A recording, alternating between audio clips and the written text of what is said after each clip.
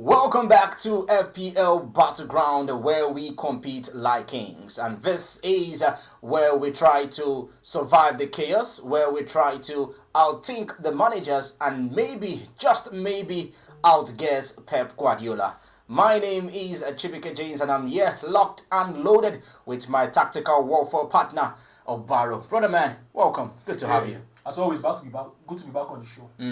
Very good to be back on the show. And today's mission is the Pep Roulette. Yes.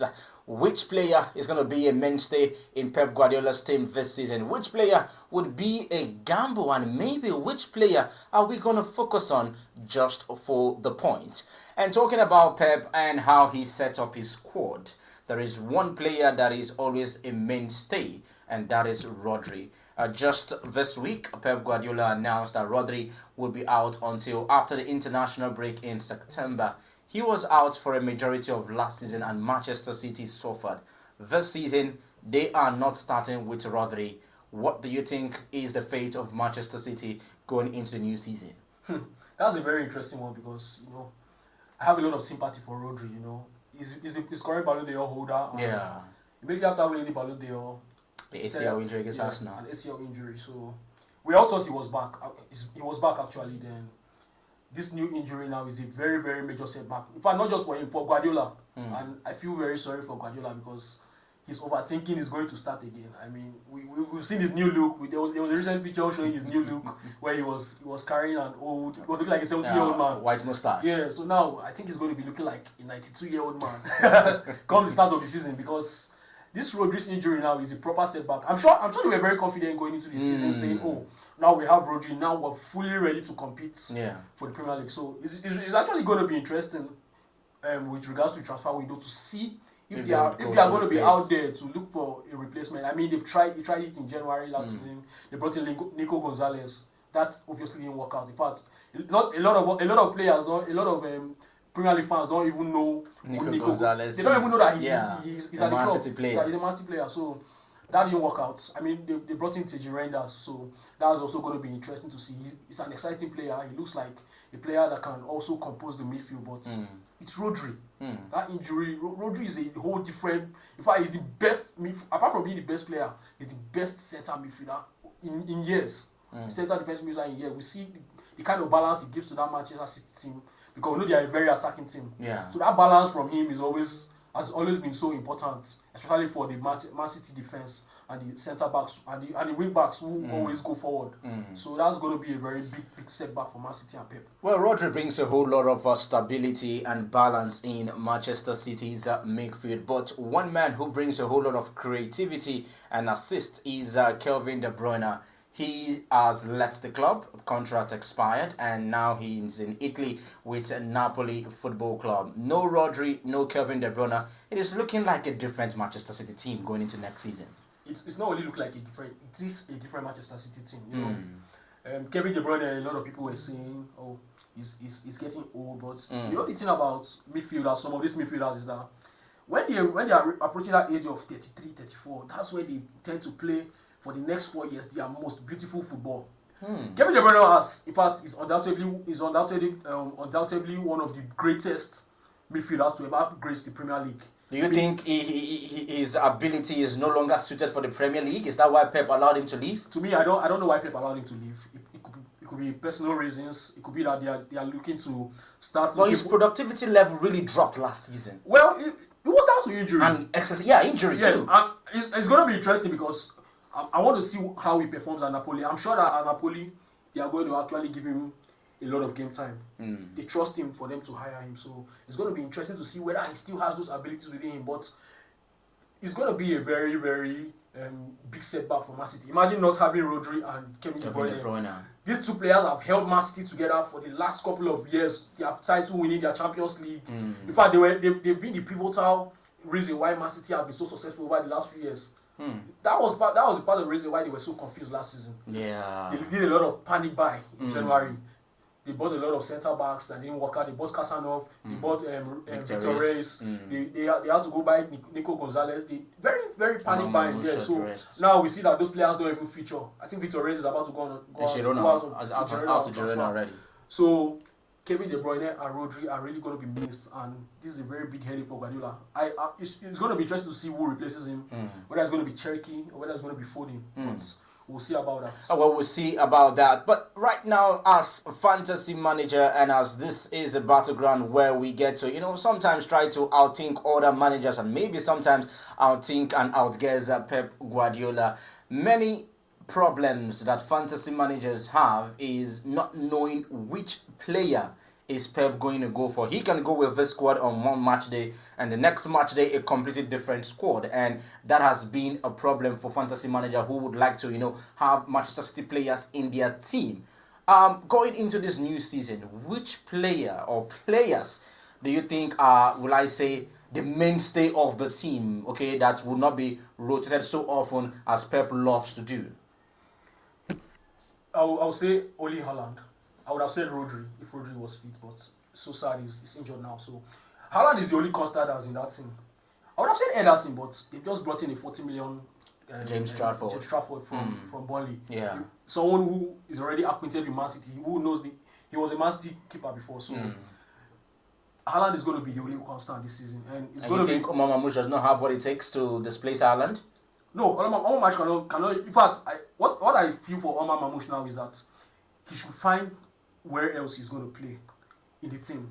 He should find where he's going to play in the left wing or he's going to play in the right wing, because if you're coming to compete with Haaland and say that you want to outplace Haaland in that team, it's not going to work. What about the defense? Okay, let's take it from the defense to the attack now. You said Haaland is going to be a mainstay in the team, but going to the defense, you have issues with the goalkeeper. Is it going to be James Trafford? Is it going to be Ederson? Because there are talks that Galatasaray of Turkey are interested in Ederson. Okay, will it happen before the end of the season? We do not know for now. But looking at the defense, there is John Stone, there is the young Kosanov, there is Gravador, there's also Ruben Diaz, and for the flanks there is the young Lewis, Rico Lewis, and they recently signed Ain't Nori as well. Which of these defenders do you think would be a mainstay for Pep Guardiola, and so that FPL managers can say, okay, we got this tip from this place. This is the player that Pep is going to trust going into the new season? When it comes to the defense, I think the first person that Pep is going to trust a lot in that defense is Ruben Diaz. I'm not forgetting Nathan Ake as well. Yes, okay, that's true. Ruben Diaz is a leader. He's signing a new contract. One of the serious leaders in that Man City team. So Ruben Diaz staying fit this season is going to be one of the defenders that's going to play majority. I'm not saying it's not going to be rotated because they have a lot of centre backs, and nobody's going to be. I'm sure Pep would always want to try other people to keep you on your toes. He wants to bench you so that you know that there are people waiting to take your place. So Ruben Diaz is one constant, and that person I can see being a constant this season is going to be Itinerary that they just signed. Itinerary is a very different player from Guardiola. Guardiola has been playing left back for Man City, and also there's a young player there, O'Reilly. Well, we'll come to that. Guardiola has been their makeshift left back all season, last season. So now they brought in a more natural left back. We saw Itinerary. We know how attacking he can be.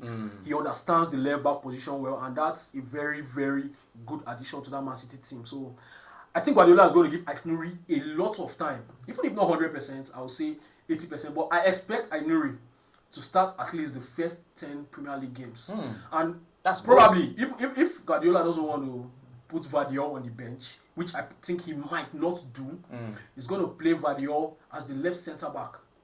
So Guardiola is looking like another player that's actually still going to get the sympathy of Guardiola and play majority of the games. And to be honest, the defense is a very tricky one because it's not always good for you to tickle your defensive lines as a manager.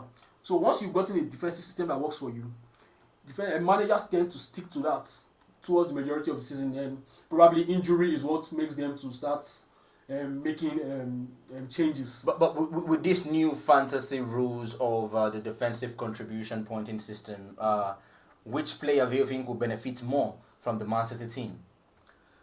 Well, I'll say Ruben Diaz. He makes the blocks, he makes the tackles. He makes the blocks, he makes the tackles. He's the one that's always there. Normally, he's the one that's always behind with Rodri. Yeah. Supporting the keeper when all the massive players are attacking. So Diaz is very, very interesting. He loves to intercept balls. He loves to tackle. Put his body on the He's line aggressive. as well. Yeah. He's aggressive. So yeah. he's very physical. He's going to win a lot of interceptions. Okay, let's move forward to the midfield. Yes, Rodri would not be starting the season, okay, but they have brought Tijani Reinders from AC Milan. And you already mentioned Nico Gonzalez, who was signed from Porto last season for £45 million. And there is a young Nico O'Reilly as well, who has, Pep has said, is not a left back, but now a center midfielder, right? And we have a whole lot of attacking options for Man City. Captain Bernardo Silva, Phil Foden, Rancheki, Savinho, Jeremy Doku. These players, okay, and every match day, probably 3 or 4 gets to start. Who do you think are going to be the mainstay of their midfield in the absence of Rodri now and when Rodri gets to return? Okay, firstly, I think one constant that's going to be in that team right now with Rodri's injury is TJ Reinders. Reinders is a wonderful player. In fact, I see a lot of glimpses of Yaya Toure in him. They bought him from AC Milan, and we saw his performance at AC Milan last season. He had about 12 goals in AC Milan for a center midfielder. For a midfielder that does a lot of defensive work, that's no joke of numbers. 12 goals, and he had about 5 assists. And we've seen the preseason game. There was a preseason game recently in Man City. He scored 2 goals. That's not a player that you look and say, I want him to sit on the bench. No. Reinders has a lot of control. I was opportunity to watch some of his highlights, although I didn't watch a lot of Milan matches. I was opportunity to watch some of his highlights at Milan, and what I can tell you is Reinders is going to try his best to replace Rodri, to make Rodri's absence. Is he coming in to replace Rodri or to be like that? What I'm saying is, go on beside Rodri. What I'm saying is Rodri is injured. It would have been interesting to know what would have happened if Rodri wasn't injured, because it would have been very debatable. Isn't Nico Gonzalez, wasn't he signed last in January to fill the boots of Rodri? He was signed, but unfortunately, I think the Premier League has overshadowed Nico Gonzalez, and it's actually going to be interesting to see if it overshadows TJ Reinders as well. But I doubt. Another interesting topic is going to be the Foden Cherki topic, because Bernardo Silva obviously is the captain, and it looks like he's going to play in a lot of games this season. I think Pep has found found a lot of trust in him again. So that other role now between Phil Foden and Cherki to decide who's going to be the real playmaker of the team, who's going to actually try and step in De Bruyne's absence, is where the debate is. But who do you think fits that profile very well? I feel Foden, because Cherki is actually more of a right winger. He's at Lyon. He played a lot at the right wing, but he's a player that's also very creative and can play as a center attacking midfielder. So I think first of all, he's coming for a good amount of money. Phil Foden, we already know Phil Foden. Phil Foden already understands the Premier League, even if the last seasons haven't been so good for him. I think Pep Guardiola is going to give him the nod ahead of Cherki. Pep Guardiola is going to ease Cherki into that team.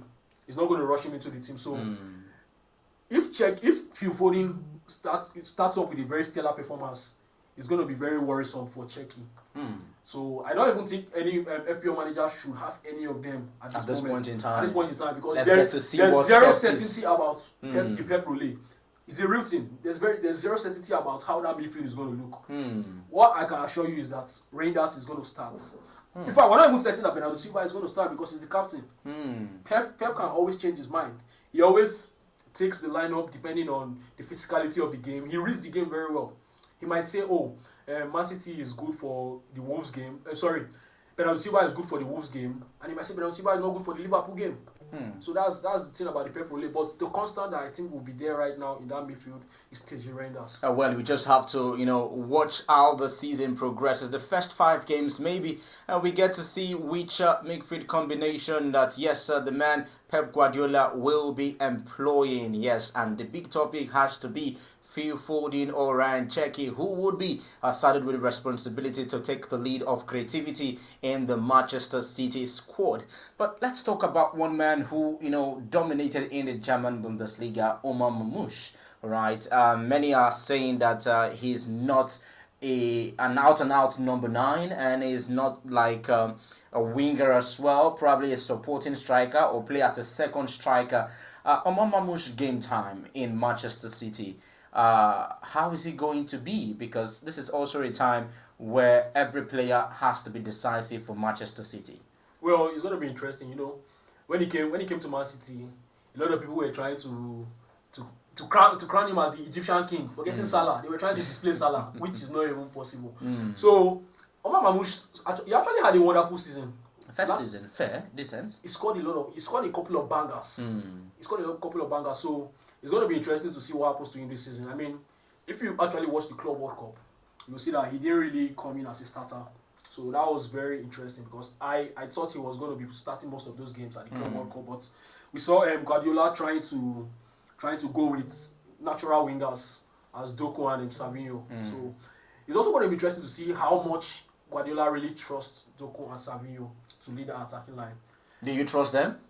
To be honest, I trust Doku. Doku is almost like a wild card. It's too tricky. You have him in your fantasy team? No, I do not have him. The Pep Guardiola, I'm afraid. I told you I don't have. Pep Guardiola is a real team, so I don't really have Man City attackers in my team because you're not ever sure who's going to start. So which Man City player do you have in your team? None? No, I do not have any Man City. Nori, Haaland. No, I don't James know. Although Trafford. you know the draft, we can always change our draft. So for now, I do not have any Man City player.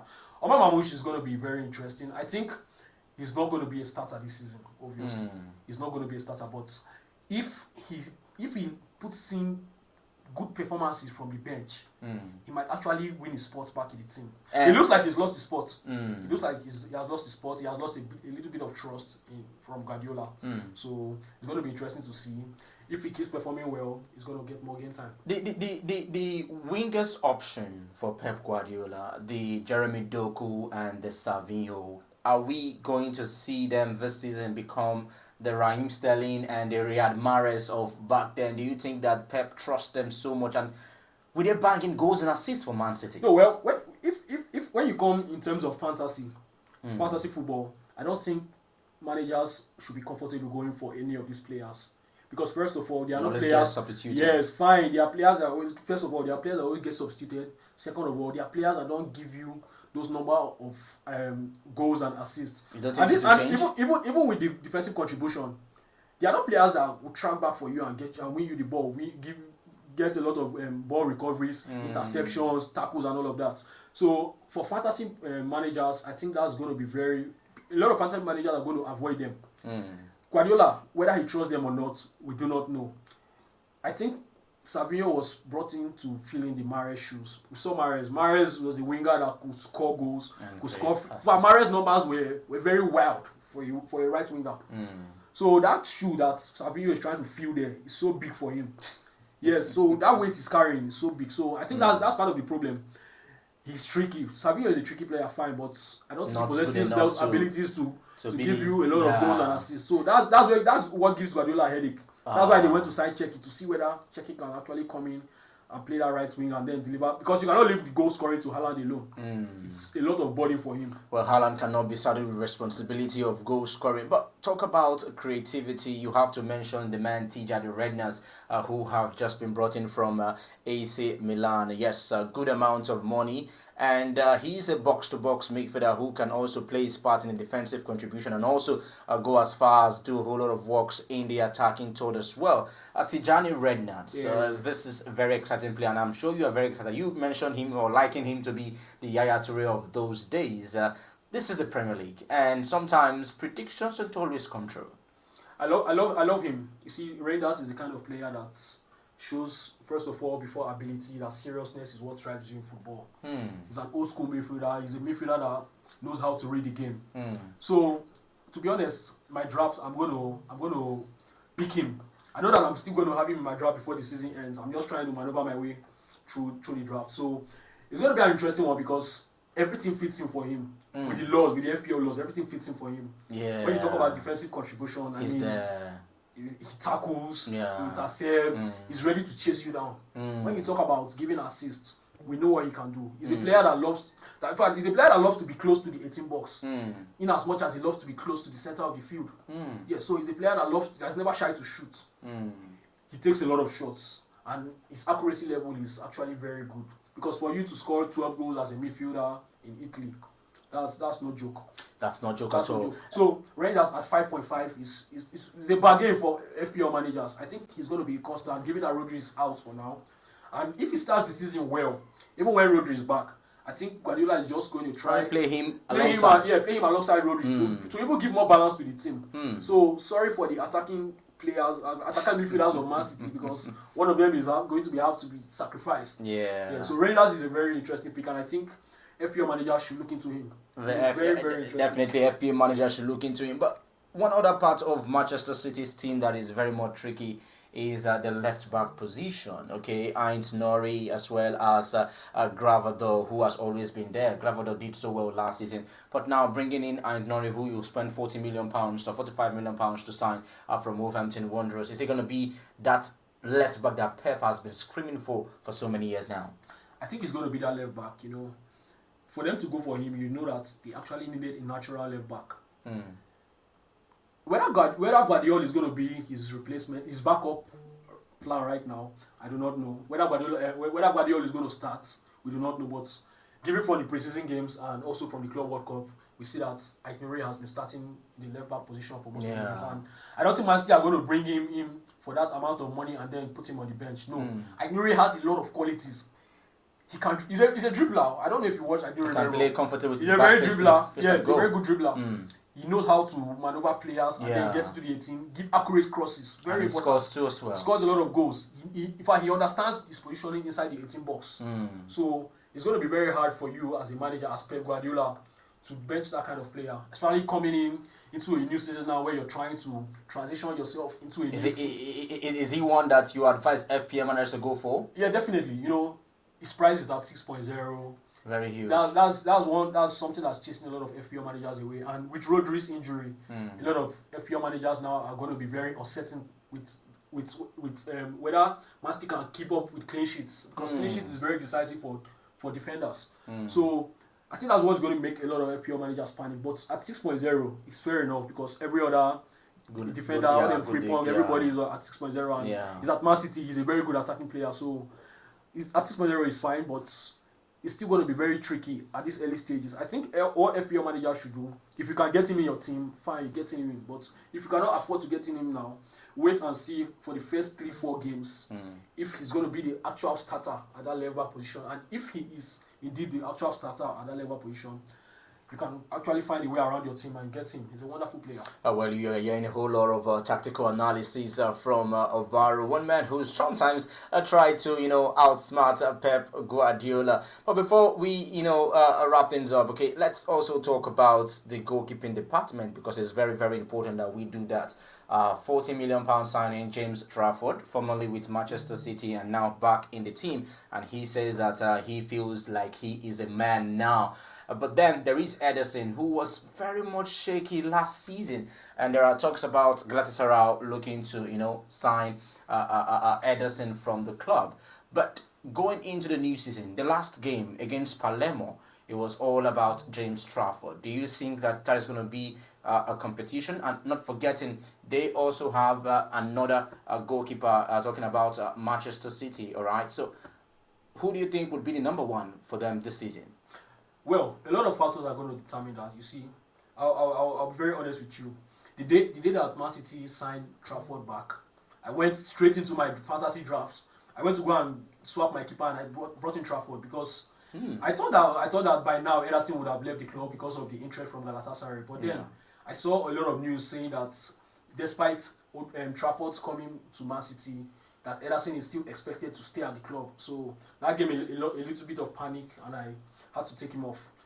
It's very good. It's going to be very interesting. Like you said, in the preseason, he was the one that started the game. I think Galatasaray are still going to be able to sign him. So once they get him signed and Trafford is the number one goalkeeper, I think that's going to settle everything. 5.0 is at 5.0. I mean, if at the beginning of the season the FPL team knew that Trafford was going to go to Man City, I'm sure they would have put him at 5.5, but because he was at Burnley, they left him at 5.0. Yeah, so it's a very big bargain for any. In fact, if anybody wants to have him on their team, they should have him as a backup keeper for now. 5.0 is no joke for a keeper that's going to be in Man City, and it's going to be interesting if he starts the season. To me, if he starts the first game of the season, I'm going to buy him straight up. I'm going to buy him straight up because it's going to mean a lot. If they start the first game of the season, he is the man to be trusted as the number one choice goalkeeper for Manchester City. It is all about the Pep Roulette, and I'm sure you are also having headaches as to which Manchester City player to have in your team. But just like Obaro said, one man who is very much a constant for Manchester City squad has to be the Terminator himself, Erling Braut Haaland. And yes, I don't know if you agree with that assessment from Obaro. You can drop us your comments as well on the comment section, and let's get to know which player do you think will be the mainstay for Manchester City come this season. This is FPL Battleground, where we compete like kings.